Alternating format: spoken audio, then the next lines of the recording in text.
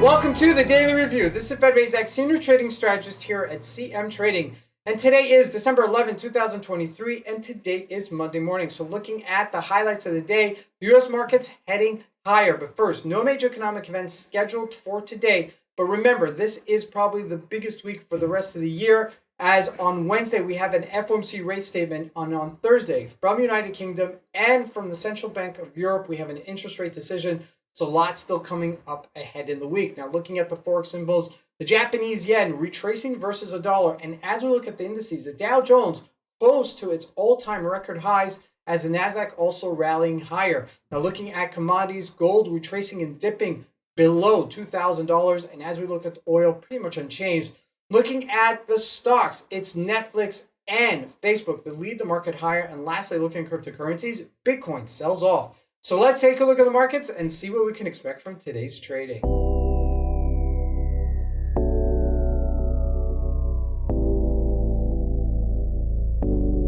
So here we go. First with the Euro USD. Now it's not doing much, and there's a reason why I'm showing it to you first.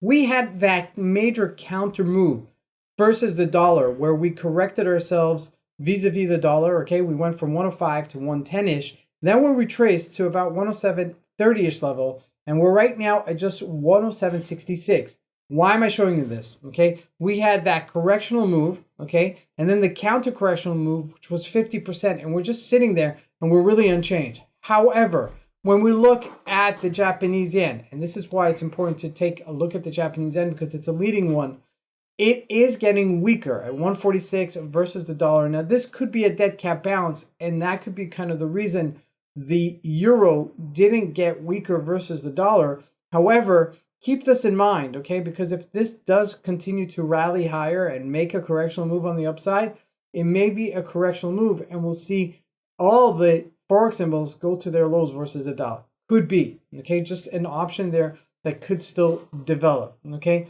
That's option number one. Number two, let's take a look at gold. Gold continues to slide below $2,000 an ounce. Okay, now that is a major correction for gold. Now it's sitting on its 200-day moving average when we look at a 4-hour chart, but on a daily it still has way to go. Okay, and the 8-day didn't cross over the 30-day moving average, so this could be just a sell-off and we'll see some sort of bounce at some point. Okay, psychologically $2,000 not that relevant at these levels anyway.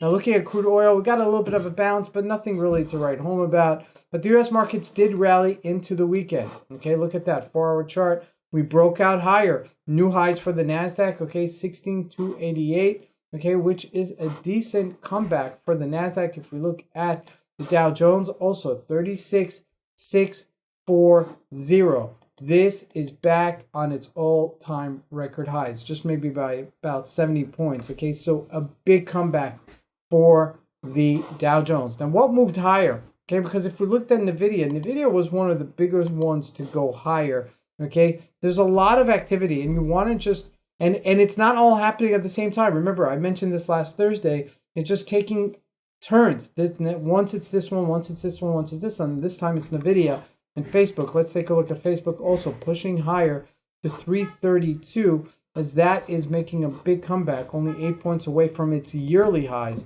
So keep that in mind. JP Morgan also did gain a little bit, but didn't sustain it. Okay, now the future markets are relatively in the red this morning, but that doesn't mean that we won't go higher later today. Now remember, this is a very essential week because we've got a bunch of rate statements from the US, from the European Union, and from Great Britain. So a lot of things happening still this week. So major activity happening this week. So just pace yourself, okay? Focus on the U.S. markets because that's what's been the most active, okay? But you don't want to exclude yourself at any time as well. So keep that in mind. So this is Razak. I want to wish you guys a great trading day.